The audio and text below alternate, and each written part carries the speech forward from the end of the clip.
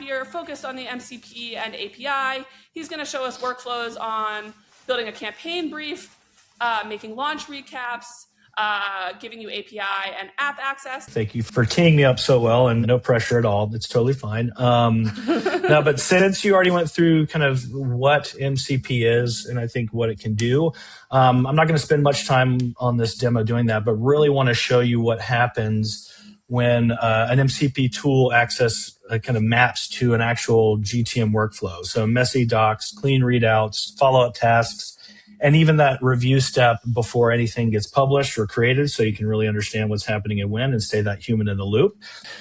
This first workflow I want to show you is bringing a source context for an MCP, and I made this pretty topical about MCP because we at Zapier went GA with our MCP offering in late April, early May. Really kind of did a lot of work to get it to where it's at. But with that, I was in the beta on the SDK, and it was great. And we have gotten your feedback, and it is truly, truly appreciative. Like, we do not ever hold back, Emily. That's for sure. The thing I want to show here is that we have this doc that's, it's full of context. It has core audience offers, all these things. The thing about MCP, and I'll get into this here with regards to Zapier, is not only can you have, you were talking about having MCP server stacking. What the interesting thing about, and kind of why you said it was meta, is Zapier allows you to have one MCP server that connects all of your apps that you currently work in. So the 9,000 apps that you do work in right now, or that Zapier has the ability to connect to, you can add those to one server, and I'll actually show you one example of that, what that looks like on the Zapier side.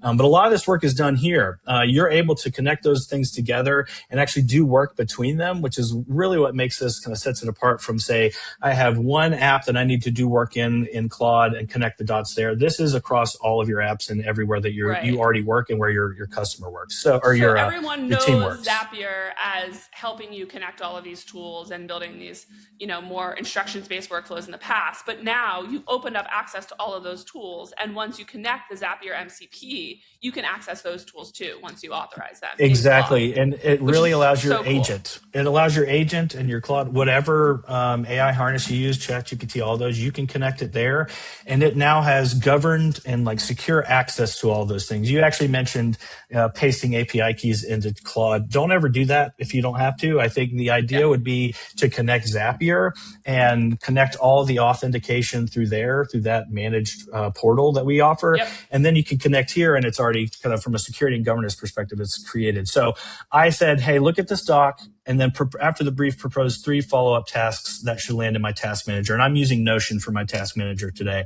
The brief, I want to see the brief, I want to see the tasks and any missing context or assumptions. So as you know, Claude does a great job of pulling all of this together into a cohesive brief, and then has proposed follow-up tasks, which is great, as well as some open questions here.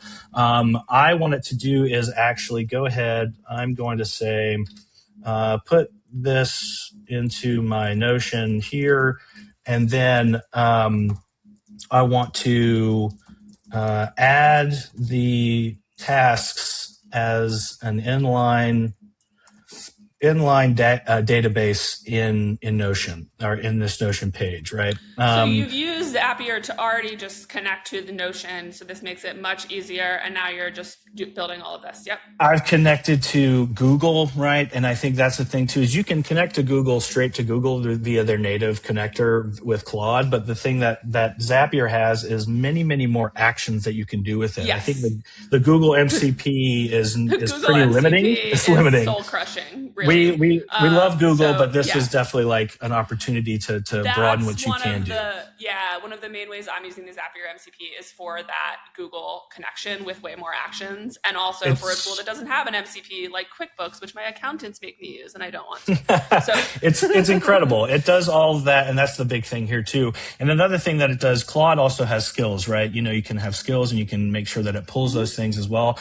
The interesting thing about Zapier MCP is it allows you to have have skills management on the MCP server side, so that if you are using an MCP server across Claude, across Cursor, across any other AI harness, it has access to all of those skills, and you don't have to have skills that are based on whatever AI harness you're using. You can have that from a governance perspective or an organization perspective, have it be skills that everyone can utilize, which is exciting too. So it built this out. I wanted to do this. I'm going to say, hey, go add this to my Notion here in this link that I already had created. It says thinking about limitations of the Notion integration access and finding tools. So what it can do actually is, if say an action like create an inline database does not actually exist in the actions that are able in say Zapier here, what it can do is actually write the code for you to build that out without even having you to worry about it. In the old times, you're like, I have to go in here, I have to manage the API, I have to build a custom tool to do this, or I have to, build a Zap that kind of builds all this together. But this will actually write it for you because it's agentified in that sense, and will build it into Notion for you. So to give you an example of what this looks like here is the output, right? So here's the brief. It has, launch checklist. It has all of these things, but it also has an inline database here that allows me to see what it does. And it built this through just building it out in talking with Claude here. So it's inspecting the actions. It's going to run through that. Now, to keep us going here, I also, moving into the next kind of round 2, is I want to turn these messy launch notes into a clean internal recap, as well as proposed follow-up tasks for anyone and anything that has an owner or needs an owner. So before it posts, I want to see the Slack-ready recap, the proposed task list, and anything that it's unsure about. The thing that's most important here is, it did this, I already did this, and it has this recap here. And because I've connected Slack, because I've connected Notion, because I've connected Google, it has all of those and can pull all those together into one app. So I'm going to have this send it to me as a Slack DM and then add that inline database into Notion as well.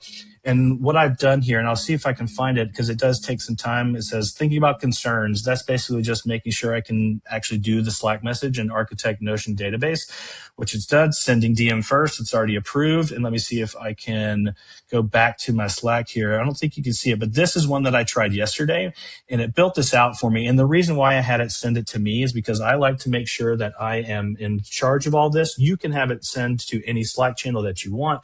You can do all these things that are useful to you. But this is a normal week for me, right? I'm in product marketing. I have messy notes. I have in 5 places. I have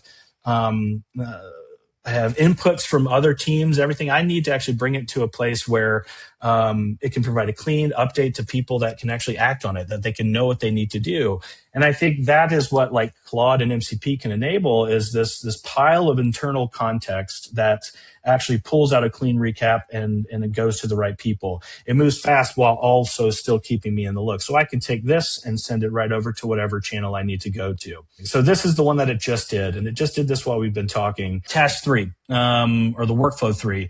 I did the same thing. I said, hey, here's a Google Doc with all this context here. And the thing is here too, is if you don't have Google, or if you have Google, you can bring it in here, but you can also connect it to Notion, like I already showed you, and say, go grab this context, pull it in here, and then build me a sales enablement deck. And so what we have at Zapier and what you can do on your side is build out a skill that says, here's a launch skill that I have. Here's a sales enablement package skill. We also have the ability to say leveraging raw API to construct custom presentation architecture. It can build all of that for you. The thing that I just want to kind of get across as I'm finishing up here is it's the same pattern. Claude reads the context, it reasons throughout the steps, it asks me what I want it to do.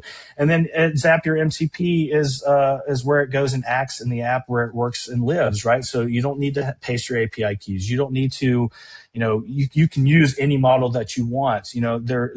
If there wasn't an action for it, it built it for you. And then again, you can go do this right now, just mcp.zapier.com, and you can connect all the apps you want and then connect it to Claude, and you're ready to go. It's pretty straightforward, but thank you. And again, I appreciate it. Thanks, Wade. Thanks for showing us that. Zapier makes it much easier to connect to all other MCPs. Remember that.